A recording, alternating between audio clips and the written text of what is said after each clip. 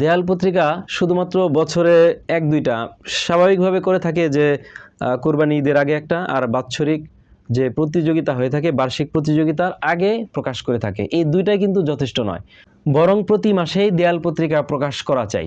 কিভাবে? অনেক আয়োজন করে না, অনেক কালার করতে হবে, ডিজাইন করতে হবে, সুন্দর করতে হবে, ছবি অঙ্কন করতে হবে, এইসবের কোনো প্রয়োজন নেই। বরং একজন শিক্ষার্থী প্রথমত সেটা সে খাতার মধ্যে লিখবে, লেখার পর সেটাকে সে নিজে সম্পাদনা করবে, সম্পাদনা করার পর A4 সাইজে স্কেল করে সুন্দরভাবে সেটা নিজেই উঠাবে, বা তার হাতের লেখা সুন্দর না হলে যার হাতের লেখা সুন্দর তাকে দিয়ে স্বাভাবিক কলম দিয়ে সে লিখবে। শুধুমাত্র শিরোনামটা রঙিন কালি দিয়ে লেখা যেতে পারে, আর তার নিচে নাম থাকবে, শ্রেণী থাকবে, ব্যাস এতটুকুই যথেষ্ট।